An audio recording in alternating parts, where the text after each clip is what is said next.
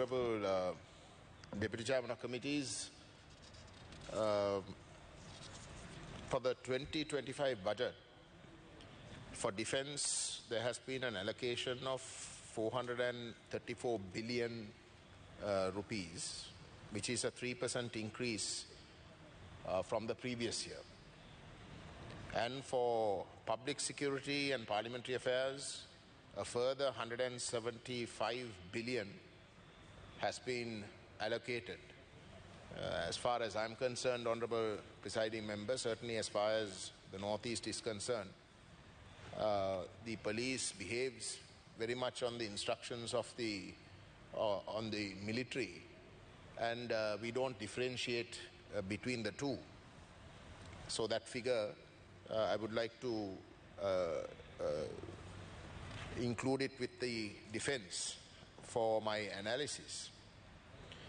The budget also provides for a significant salary hike for military personnel, ranging from 27% to 33%. Why that becomes relevant, Honourable Presiding Member, is that it shows that the government has prioritized the defence establishment to a point where they want to enhance the defence forces. This is in a scenario where there is no war, where the war came to an end over 16, 17 years ago.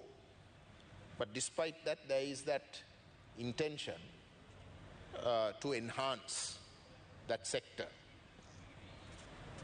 Now, this is despite, Honourable Presiding Member, the budget deficit reaching 6.7% of the GDP, whilst the target set by the IMF, if I'm not mistaken, is 5.2%. So none of this is helping. It's actually making things worse. And further, the government must increase its revenue collection to 15.1% of GDP to remain eligible for the next IMF tranche of a bailout package. So all of this is increasing the burden very severely. Now, defence very clearly has been prioritized over social welfare. I mean, the figures are quite staggering, Honourable Presiding Member. Social welfare has been slashed to 43 billion rupees. That is slashed by 35 billion compared to last year, at a time when the most vulnerable sections of this country are struggling because of the economic crisis, because of the increasing prices. We are slashing all the sectors that actually need to be enhanced in order to protect and in some way strengthen the most vulnerable. We are doing the opposite. In fact, IMF recommendations were, there was a criticism of the previous government that there was not adequate support given to social welfare. So this will terribly affect the very, very vulnerable sections of this country, not just the Northeast. Certainly the Northeast, because if you take GDP, the northern province is the last out of all the provinces. So we are right at the bottom, and we are affected very, very really by these slashes. But what is important, Honourable Presiding Member, now all speakers who spoke before me spoke with regards to the need to strengthen the defence establishment because of Sri Lanka's locality, because it's an island, because of drugs, various other problems that face this region, that you need to strengthen the defence establishment. Let's assume that argument, let's take it at face value, that it has no sinister motive, that it is a genuine question of strengthening for the whole island to ensure that the whole island is secure. But if that is the case, how do you account for this? What I'm going to now place on record. There is a ratio, Honorable Presiding Member, of 1.5 soldiers to every 100 civilians. That is the ratio of Sri Lanka's defense establishment. 1.5 to every 100. Right?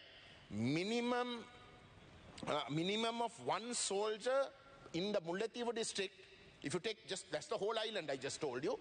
If you take the Mullaitivu district, there is a minimum of one soldier for every 2 civilians. One soldier for every 2 civilians. If you take the military, there are 20 divisions. 16 of those divisions are based in the northeast. So how do you look at the security picture? I can understand you making the argument that Sri Lanka must look into the security and defense establishment, you must strengthen it. But what does this mean? What are the demographies of the regions where you have placed your entire military? It's the Tamil-speaking areas. It is the areas that we represent. What is the message you're giving? Who is the enemy? Who is the enemy? When you talk of defense, Honorable Presiding Member, who do you consider the enemy? Now, I can understand previous governments doing it, because this government itself admitted that they were all racist. But that same policy is being pursued today. Surely that can't be right. You came into power saying that you are going to get rid of racism.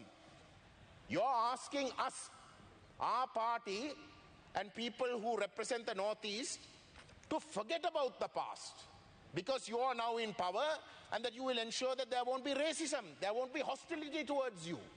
I'm asking you, Honorable Presiding Member, how on earth can you justify 1:2 ratio in a place called Mullaitivu? Don't you feel that that is suffocating? Don't you feel that you are the enemy? That is what the country feels. The country feels that you are an enemy. That's what you're telling the Tamils. Because that is the reality. Now, I am tired, Honorable Presiding Member. Actually, there was a young gentleman who covers parliamentary affairs. So he's been good enough to cover my speeches. And he made a comment. He said, "Sir, I am, I quite appreciate how strongly you bring out the cause of your people. But I'm tired of constantly having to only bring out my people's problems. That I can't feel that I can contribute for the rest of the country.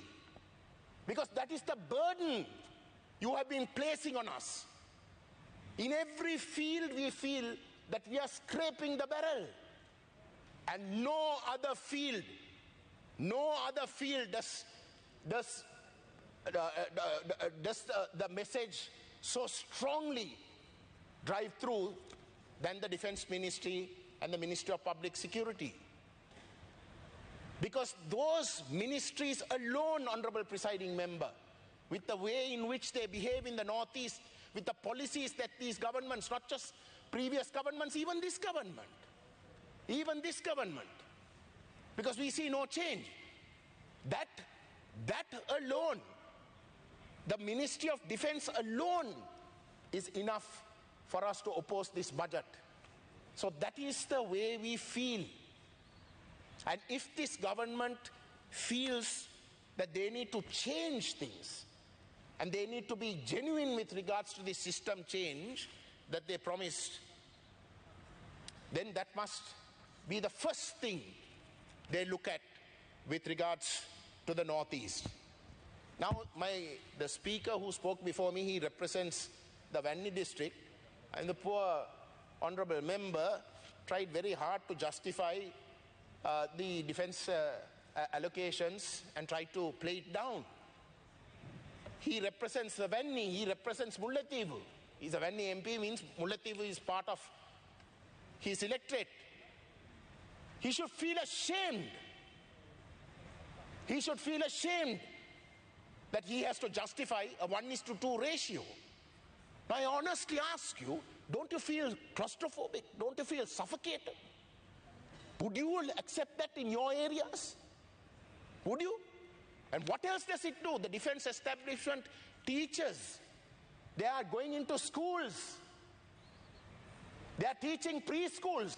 I mentioned this even in the budget. The defense establishment employs preschool teachers. The education ministry employs them for 6,000 rupees. The defense establishment employs them for 30,000 in an area where you have had 35 years of war, an area where the economy is scraping the barrel. When you are given a choice between 6,000 and 30,000 or 40,000, which section of preschools would you want to get employed in? Aren't you deliberately, by keeping that difference, militarizing education in the Northeast? What is the intention then? Is this a post-war feeling that you get when you listen to these figures? So, Honorable Presiding Member, this has to change. I am tabling the reports. One is the report which is a fact-check report of this 1:2 ratio. If you take the entire northern province, Honorable Presiding Member, that ratio is 1:10. Mullaitivu is 1:2. Kilinochchi is 1:4. But the overall northern province is 1:10. The entire country is 1.5:100. Who is the enemy? You should feel ashamed, Honorable Presiding Member. Members opposite should feel ashamed. The first thing, if you wanted to get rid of racism, the first thing you should have done is to begin to change this. Then you would have had us believe that there is actually a chance of things happening differently. But you have not done that. You have increased the budget instead. You have increased the budget instead. And despite the fact that we have been coming to this house, raising issues in the consultative committee as well as on the floor of this house, you have not done anything concrete to change. Individual instances that we have brought up, you have not changed. Individual instances, Honorable Mano Ganeshan brought up a few. Nothing has changed. So this has to change, Honorable Presiding Member. And without changing that, to just simply tell us that you will get rid of racism is just hogwash. It means nothing. And therefore we will be calling for a division and we'll be voting against this budget, both for the defense as well as public security. Thank you.